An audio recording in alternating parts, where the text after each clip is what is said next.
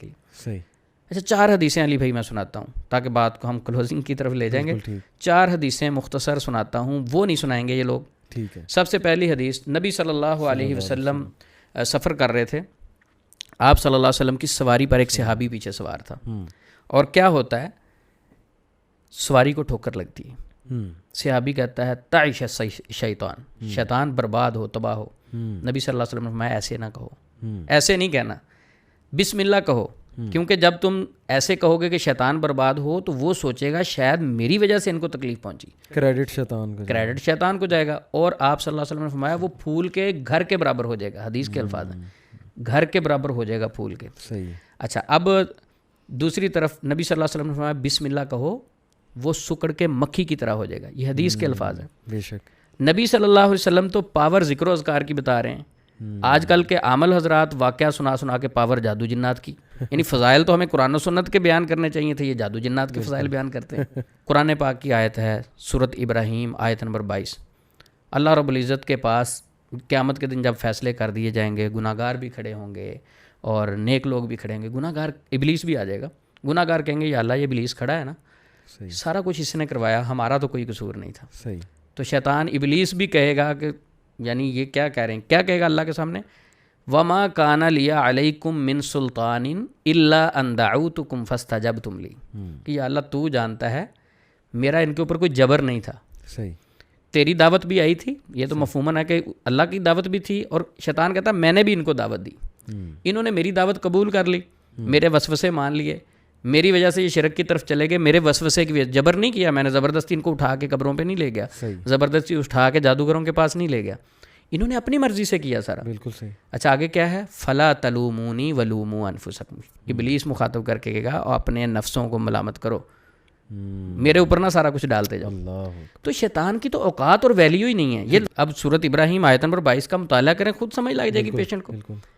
اچھا نبی صلی اللہ علیہ وسلم پیشنٹ کو ڈیل کس طرح کرتے تھے, بڑی محبت کے انداز سے. میں 1-2 مثالیں دیتا ہوں, آج کل نہیں ملیں گی معاشرے میں یہ جو شریعت نے بتائی. یہ لوگ ذکر ہی نہیں کرتے, یہ ذکر کریں گے تو دکان بند ہو جائے گی.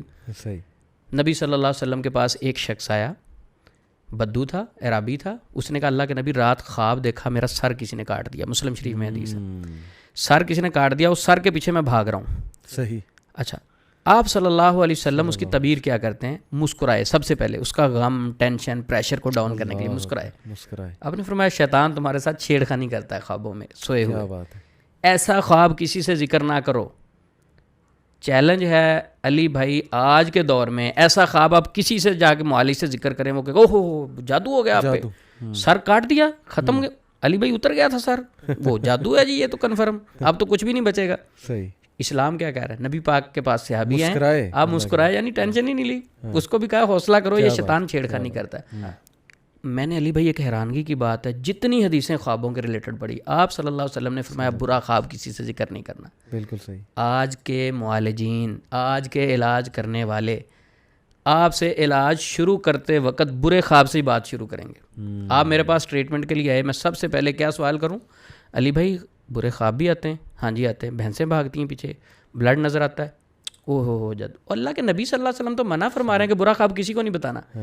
اور آپ کون سے شرعی معالج ہو جو اس سے سب سے پہلے برے خواب کے بارے میں پوچھ رہے ہو. کہ برا خواب جو ہے کسی سے ذکر نہیں کرنا. کیا کرنا ہے, اعوذ باللہ من الشیطان الرجیم, بائیں کندھے پہ 3 بار تھوکیں, اسے زائل کر دیں, اسے اگنور کر دیں, ذہن سے نکال دیں. وسوسہ ہے ایک. تو یہ اسلام کا طریقہ کار کیا ہے کہ جب کوئی پریشان آتا تھا اس کو تھپکی ملتی تھی وہاں سے. زبردست. اور آج کا معالج ہے, اس کے پاس آپ چلے جائیں, تھپکی کی بجائے مزید خوفزدہ کرے گا. کیوں؟ میں کہتا ہوں کہ انسان کے جسم میں شیطان اتنا نقصان نہیں دے سکتا جتنا خوف نقصان کرتا ہے. صحیح. اور خوف سب سے پہلے شیطان پیدا کرتا ہے, پھر اس شکل میں کچھ دنیا میں جو شیطان بیٹھے ہیں وہ ڈراتے ہیں, وہ پیدا کرتے ہیں. ایک اور حدیث بڑی مزیدار, جب یہ لوگ ڈرا کے پیشنٹ کا عقیدہ ویک کر دیتے ہیں, اسے پینک کر دیتے ہیں, انگزائٹی ڈپریشن میں لے جاتے ہیں, پریشان کر دیتے ہیں. صحیح. اس کے بعد ان کا طریقہ کار بدل جاتا ہے.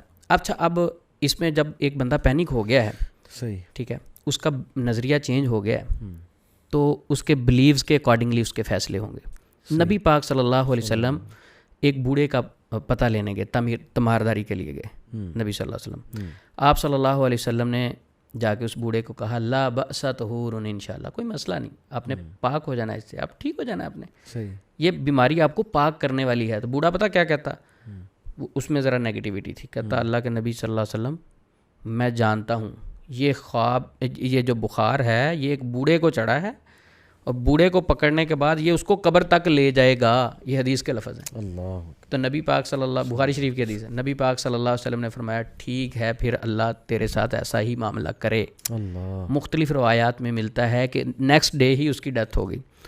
اب اس کے اندر نیگیٹیوٹی تھی۔ آج کل مریض کے اندر نیگیٹیوٹی معالجین پیدا کرتے ہیں۔ صحیح، ایک خاتون کہتے ہیں محلے میں اگر بیمار ہو نا تو اس کی 10 خواتین پتہ لینے آ جائیں تو وہ ویسے ہی جاتی رہتی، اس کی وجہ کیا ہوتی ہے؟ وہ ساتھ والی ہمسائی آئے گی نا، اس نے کہا نا باجی یہ تو میری ایک آنٹی کو مسئلہ بنا تھا، وہ تو بیچاری دنیا سے چلی گئی تھی۔ وہ بار بار نیگیٹو باتیں کر کے اس کے نفسیات پہ اثر ہوتا ہے۔ صحیح، تو یہ ساری چیزوں سے علی بھائی سمجھ یہ لگتی ہے کہ انسان کے نفسیات پہ یہ چیزیں اتنی اثر انداز ہوتی ہیں، انگزائٹی، ڈپریشن، سٹریس، اگر تو کسی اور معاملے کی وجہ سے تو ان سے بوسٹ اپ ہو جاتا ہے، مزید بڑھ جاتا ہے۔ کچھ لوگ تو آپ کو ایسے بھی کہیں گے علی بھائی جنات میں نے آپ کے جلا دیے اور آپ کے جن میں نے ایک بوتل میں قید کر دیے، ٹھیک ہے، آپ کے جن قید بھی ہو گئے بوتل، نیکسٹ ڈے وہی پھر حاضر ہو جاتے ہیں پیشنٹ میں۔ صحیح، وہ نیکسٹ ڈے کہاں سے آ گئے؟ اب عامل صاحب سے پوچھا جائے، سب سے پہلا سوال عامل صاحب سے پوچھا جائے آپ نے جن جلائے؟ جی۔ کتنے جلائے؟ جی 500 جن جلا دیا۔ صحیح، ان سے حلفیہ پوچھیں کہ قسم کھا کے اٹھائیں آپ نے کبھی دیکھے ہیں جن جلے ہوئے؟ کبھی دیکھے ہوں؟ یہ جو گنتی کرتے ہیں کبھی سامنے کھڑے ہوئے دیکھے ہیں؟ صحیح، انہ یراکم ہوا وقبیل من حیث لا ترونہ، سبحان اللہ، وہ تمہیں وہاں سے دیکھتے ہیں آپ تو دیکھ ہی نہیں سکتے، ہاں، ایک معالج تو دیکھ ہی نہیں سکتا، گنتی کیسے کر لیے؟ پھر کہتے جلا دیے۔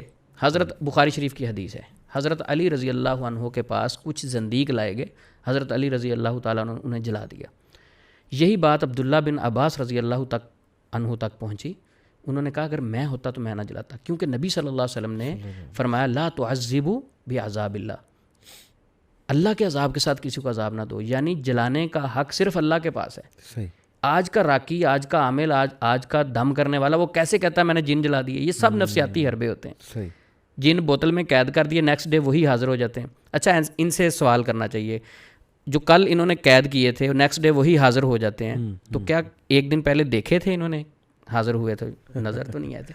تو جب ہوا میں ہی ساری باتیں کر رہے ہیں تو کیوں لوگوں کا وقت ضائع کر رہے ہیں؟ اللہ، اصل پیشنٹس کو کاؤنسلنگ کی ضرورت ہے۔ کتنا دیکھیں سمپل ہے اور ہم نے کتنی کمپلیکیٹڈ بنا دیا اس ساری چیزوں کو۔ وجہ عثمان بھائی علم نہیں ہے،